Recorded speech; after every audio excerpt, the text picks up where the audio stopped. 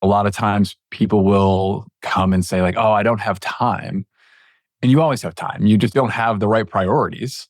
So you're not choosing to spend it where you need to, or you don't have the courage to actually reorient your actions into the direction you need to go.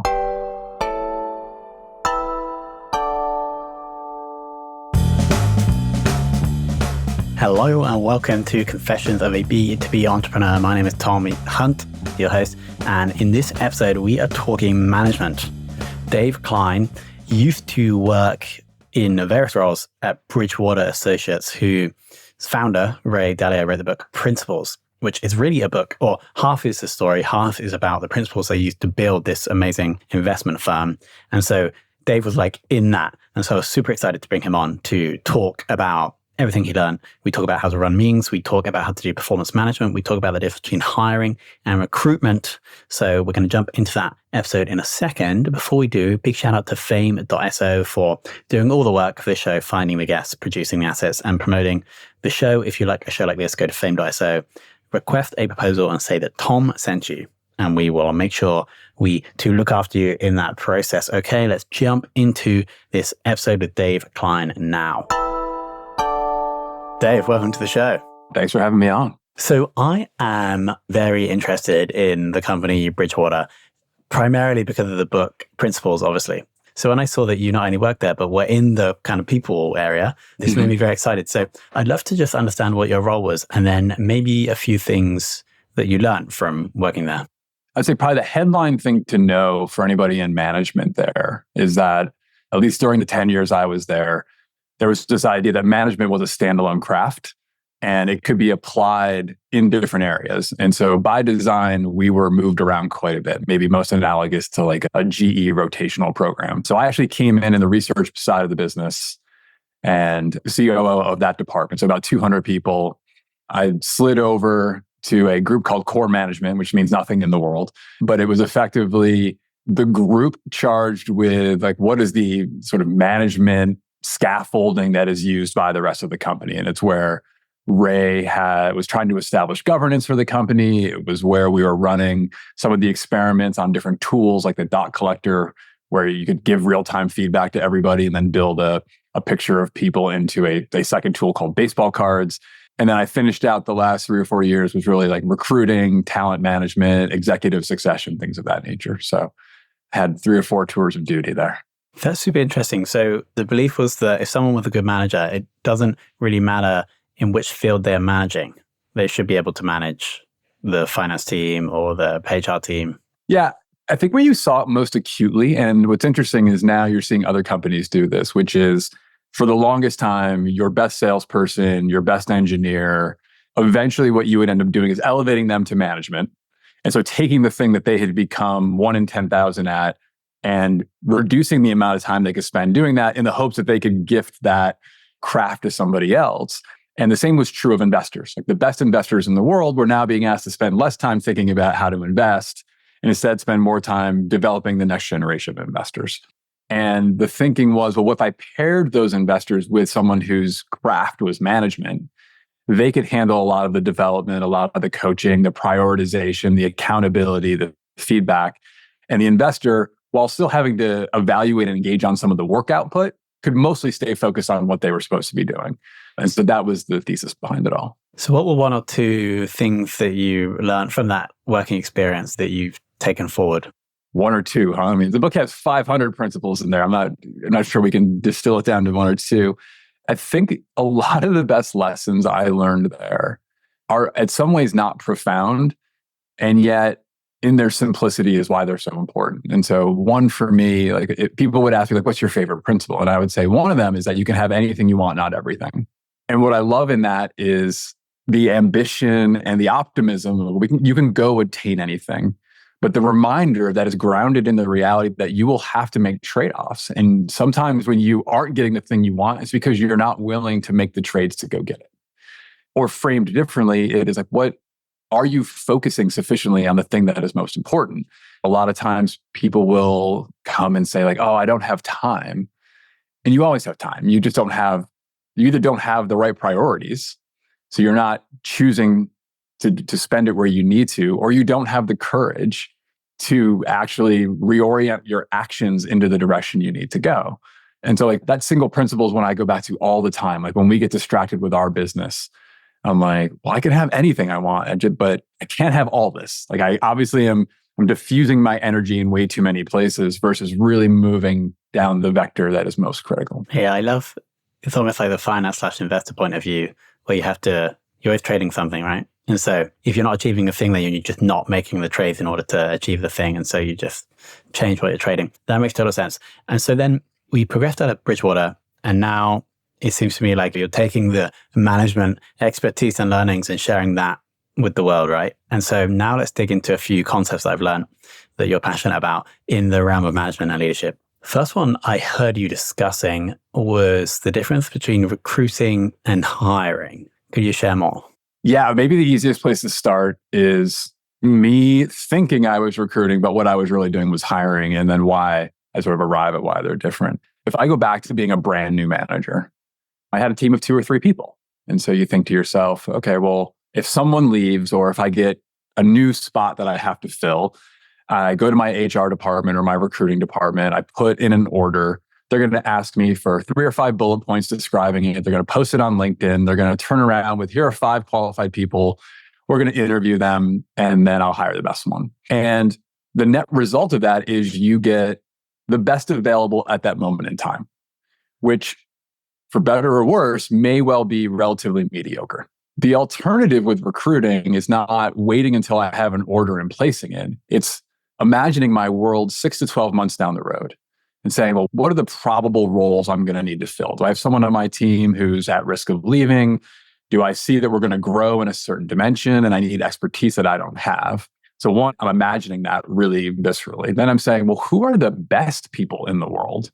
If I could wave a wand and money was no object and location was no object and all these other constraints, who are the 5 or 7 people I'd put in that bucket? Could I have a conversation with them? Like, could I find a way to offer them value in exchange for getting to know more about them and how they think and how they operate and the impact they can have? And in some cases, I might actually create a relationship where I could hire them to do that down the road. In a lot of cases, I can't. But what I do find is that they have friends and peers and lieutenants who look and sound and act a lot like them. And they're very happy to introduce me for the right opportunity. So now I have this list of people and I'm starting to develop and nurture relationships. Then reality comes in that 6 or 12 month time frame, the spot is open. I have this warm list of people who I've mostly pre-vetted. They aren't available in the world. So I'm not competing with other companies for them. And now I'm getting to pick the best of the best. And my recruiting time gets shrunk. The number of people we interview is much smaller. So the same amount of effort that I like slowly dripped through via recruiting got me a much better outcome at a much lower cost. So for me, that's a hard lesson that took me probably 15 or 16 years to learn. And I can tell you the moment I saw it. The moment I saw it and the difference was we were at Madison Square Garden. I forget if it was a concert or a sporting thing, whatever else. And a beer vendor came by. And I was there with more colleagues, including my boss. And my boss, who at the time's married, comes away with the beer vendor's phone number. And I'm like, what in the world is that about? And he looks at me and he's like, always be recruiting. And this person was just like so charismatic, so engaging. And over the next 18 months, he like nurtured this relationship with a Madison Square Garden beer vendor who then went on to become his chief of staff for like the next 7 years. Crazy. This sounds like a great story, by the way.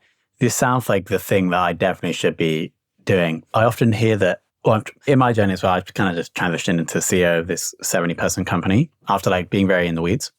And I'm like trying to define what the CEO does, right?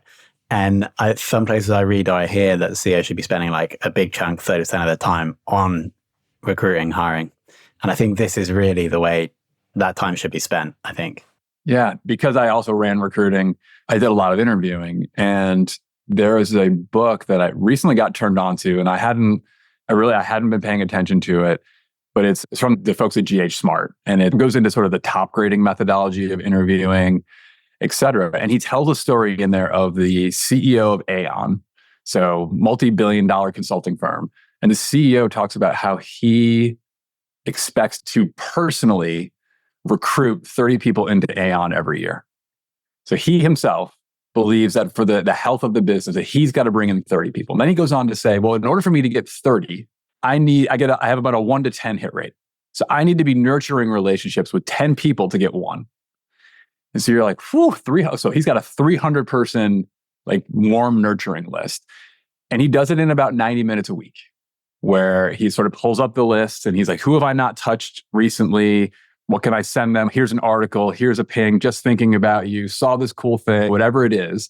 And he sort of works through the list and he makes sure that roughly once a quarter, he's making some sort of meaningful like reconnection contact with them.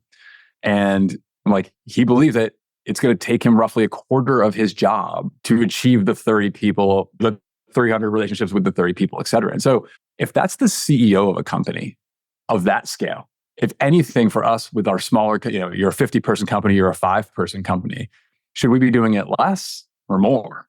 You know what I mean? Like one hire, if you have a 4-person company, you add a 5th person, it's like 20% of your company. Do you have any strong opinions on hiring or promoting internally versus hiring externally? Do I have any strong opinions? I don't know. I have opinions. I'm not sure if they're strong. Let's try them. Well, I think it depends. So I sort of tend to chafe when management gurus or people are like, always do this or always do that. And so I become a less compelling podcast guest when my answer is, well, it depends. But the reality is it depends. So as an example, I'm working with a company. They went from 0 to $20 million in annual run rate in 7 years. In year 8, they've gone from 20 million to 200 million. So they've 10x this last 12, 14 months. They went from having, when I started advising and connecting with them, they had about 500 people working for them. They now have 5,000. They think they're going to end the year over 10,000. So at some level, right, when you have that is one of the biggest hockey sticks I've had personal experience with. Promoting from within is just not even real. Like they are promoting from within like crazy and cannot keep up with the demands of the business, right? And so in that extreme context, yeah, I'm like, they are stretching people. We are developing people as fast as humanly possible, but they are going through, like I'll talk about it, like frontline managers usually get 2 years to 3 years experience managing a team before they're asked to manage managers. These guys are getting like 3 months. And so you're just stretching it in these extreme ways. And so you have to be injecting talent from the outside because the orders of magnitude keep transforming what the game really is. And it's not the most efficient path to try to get everybody to keep relearning the game every 3 months or every 6 months. You need to bring in that talent from the outside and try to blend those two things together. Can you bring these people in who have that experience and let them come up the curve on the culture, while the people who have been here operating that way bring that expertise on how we operate and can sort of through osmosis learn faster because they have more people in-house. So in that extreme, I'm like, you have to hire from the outside. Even in a less extreme environment, I think you constantly have to evaluate, do you have what you need for what's next, not for what's now, right? And so if I have a leadership team and I'm working, a lot of the CEOs I work with are going through this where part of it is desire, part of it is will, and part of it can be skill, right? So on the desire side, there's just some people who don't want to be the next level of maturity of a company. Like there's people who their identity is deeply tied to taking a company from 0 to 1, like a vague, fuzzy, non-tested market concept into a product market fit with growth. And they get there and now the rest of it seems boring. And they'd be much better served to say like, well, I'm just gonna go find another one of those, right? And so I think if you're managing a team, you have to sort of like work people through that reality. There's other people who would say like, I'd love to keep growing with the company, but they don't have the ability. Like they don't have the skills to do it. And again, as a leader, you're going to have to decide, like, how long can I tolerate a shallower trajectory person in this critical role? Or do I need to bring in someone who's been there, done that, and needs to move through? So I don't know. I tend to take a pretty pragmatic, like high-performing athletic team approach to it, which is you do have to play every day with the team you have. But I think you're constantly looking at how am I elevating that team that I have? And then are there places where if I'm given the opportunity to upgrade, I do it. Let's switch from hiring / recruiting to meetings, specifically the one-on-one meeting. And I read a tweet of yours, I believe, today that I really liked. And essentially the core message or one of the messages was that if you have a one-on-one with somebody, it's their meeting, not mine. And so I'd love to dig into that. And then any other gems you have on effective meetings. So I would love to say that this one was born of deep thinking and great frameworks, or maybe my MBA, but this one was actually just pragmatic. And then when I stepped into it, I never went back. So there was a reorg very early in my career. I was managing 2 people. In that reorganization, I inherited, instead of having 2 people who literally sat in my office, I had something like 18 people in 5 countries. And there were no, just based on the structure that we were inheriting and the choices they had made, there weren't like clear managers in those areas on day one. And so I literally woke up one day with 17 direct reports or 18 direct reports. And I was like, oh, okay. Well, when I had 2 people in my office, we didn't have to have a lot of structure. Like the one-on-ones were just turn around and talk about stuff. Like they weren't more formal than that. But I did the like, okay, well, I'm going to be a good manager. Like we're going to have one-on-ones with all of them.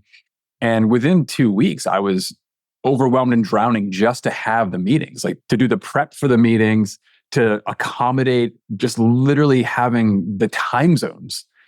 And so I like declared bankruptcy like really fast. I was like, I can't possibly do this. You all know more about your businesses and your roles than I do. So how about this? These are your meetings. Here are the types of questions I'd want to know as part of that. But otherwise, like use me as like a big chess piece on your board instead of thinking of yourself as a pawn on mine. Like, let's flip this thing entirely. And I sort of laid out those questions. I was like, I want to make sure I know what goals you're chasing. I'd love for you to show me data about how well you're achieving those goals. If there's any qualitative milestones, wins or losses, key accounts or big mistakes, like definitely put that on my radar. If we're doing anything of ambition, I don't expect you to be problem-free, but what's important to me is that you know what the problems are and you have a solution and we're on path to close those. And if you have people working for you, I need to know, like, do you have the team you need to win? If you can keep me up to if in our one-on-ones, you can answer those 6 questions and basically operate as CEO of your area, then I'll be so much better able to support you and we'll figure out like how to design this team to win. And so that happened, I don't know, 3 or 4 years into my career. And it was funny because a couple of things happened. Like the best people were like, this is awesome. Like, great. Like I'm in charge. And they took full command of it. And a lot of them are the people who then ended up running those offices for me. So I was like, oh, if you can run yourself this way, I bet you could handle a couple other direct reports as well. So they felt more empowered. I got way more leverage, right? I could sort of see what they were doing. It was their meeting, their agenda. I was now exception handling instead of having to like be the expert in every single area. So it sort of structurally knocked me out of micromanagement. Like I didn't have to know every single detail. I could go deep where things didn't make sense to me and get into the details because that's probably the right way to do it, is go into the details that are off and ask and coach and probe. But I didn't have to have full command and mastery of every single thing. Yeah, I might try to steal the 6 questions. And it makes total sense that like the A players or the best performing people would like love that. And maybe the least performing people wouldn't, which does lead nicely onto the next section, which is arguably one of the most challenging areas of running a business or being an entrepreneur, which is performance management. Any wisdom to share? Oh, man. No. Well, I think it depends on what you mean by performance management. So maybe we split it a little bit. Because I think a lot of times people hear performance management and they go narrowly and think like performance reviews, like the grade you're going to give me at the end of the year that determines my bonus.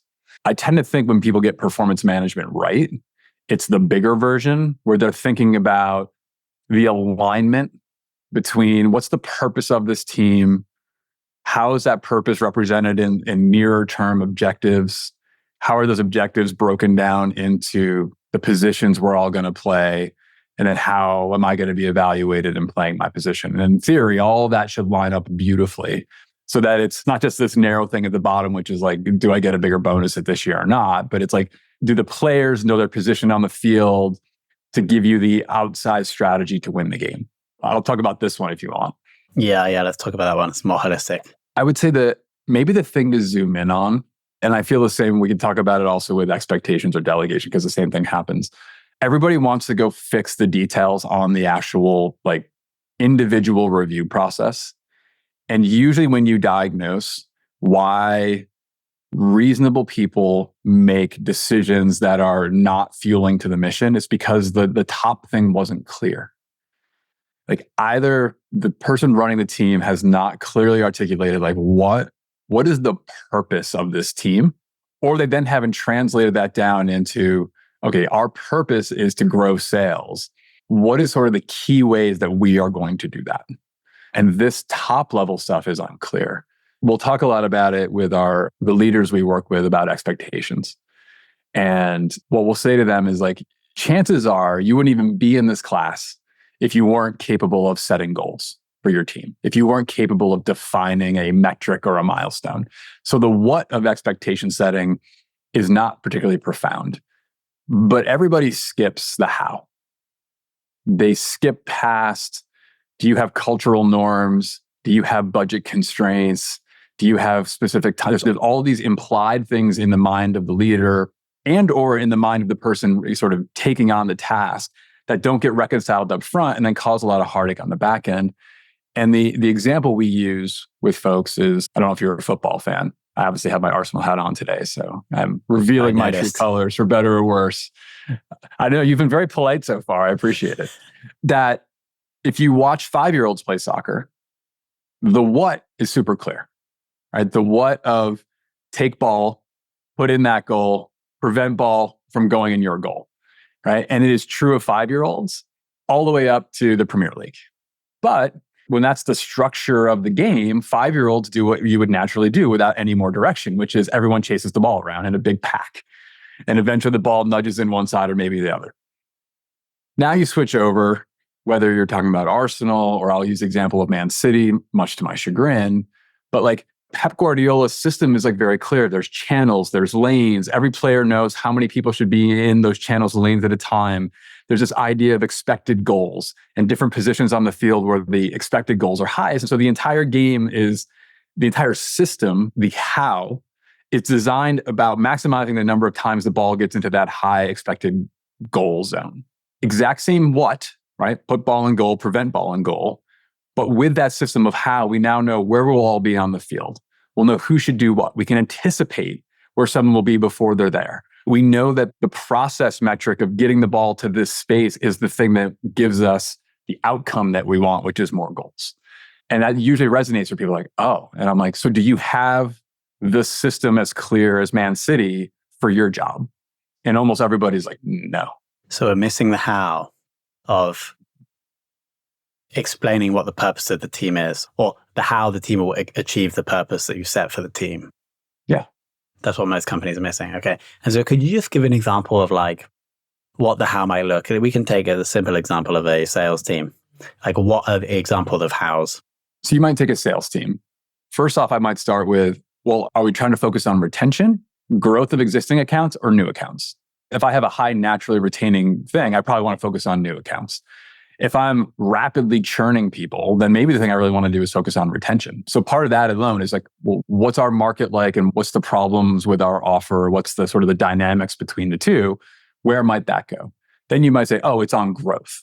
Okay, well, do we do that through cold outreach? Are we doing that by incentivizing our existing customers to make recommendations to us? Are we doing like, and again, you might say, well, look, you're handing me the goal as the head of sales, and I don't know what the answer is. Well, that's great. Then one of the hows we're going to align on is that you're going to run a series of experiments with affiliates, with cold call, with social marketing, with whatever else. And within 3 months, come back and say, like, these 3 experiments failed, these 2 experiments won, and then we're going to double down here. It was great. Like, wow, in 2 minutes, you and I just had a conversation. I now know exactly what you're going to do. We've decided like how you're going to do those experiments, the thresholds you're going to use, the experiments you're going to make. And great, I know what to expect. And we can sort of work in mutual accountability to get there. If we had just stopped before, which was grow your territory by $10 million, you could do a bunch of things that you think are reasonable and are totally outside of what I would have thought are reasonable. And then we're going to smash into each other on the back end.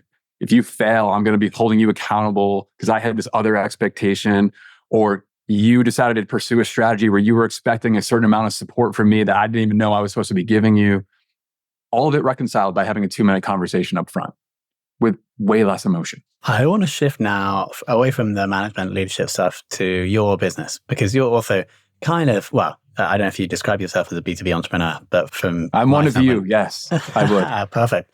And so just a couple of points. I want to understand the product suite, because it's also good for people listening, because maybe they want to join the management training you have. And then also I want to understand the role of personal brand, because I know you've been crushing both LinkedIn and X over the previous year or so, I think. And so it'd be great to dig into product strategy and then also personal brand. Yeah. So probably the easiest way to describe it, at some level, we are a traditional, I guess this is like a few years old, like creator funnel, right? We have a presence on social media, which for us, like you said, is LinkedIn and Twitter. And when you say we, either like the we is the grand total of both myself and my wife. We run this business together. Cool. So she has a background also in management, interestingly, more on the sales side. So I did everything but sales in my career, and she did sales. And she was Goldman Sachs and Google. I was Bridgewater and Moody's. And so when we sort of got into this business of how can we help managers be better? Like we were sitting on this stat of 60% of managers fail. And it was true of new managers, middle managers, and senior executives across industries, across countries. And we had been blessed with like great managers and working in companies that poured millions and millions and millions of dollars into the development of managers and leaders. And had gotten the chance to do some of that myself. And so we thought, well, if we could take the things that we had done, could we put a little dent into that 60% number? Because we know we can do more together than apart, right? If I could do it all myself, I would. Like that, honestly, the easiest team to manage is just you.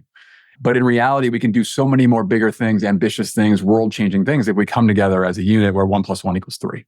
If that's true, then how can 60% of the people fail? And then a second stat hit our radar, which is equally crazy, which is 15% of managers get any training. 15%. One in 6 people get an hour of training. And you're like, that is crazy. Like we're going to take our best people, promote them to then be in charge of other people because we want them to take on ambitious activities and we're going to train them to do none of it. Wild. So we just thought, well, can we fill that space?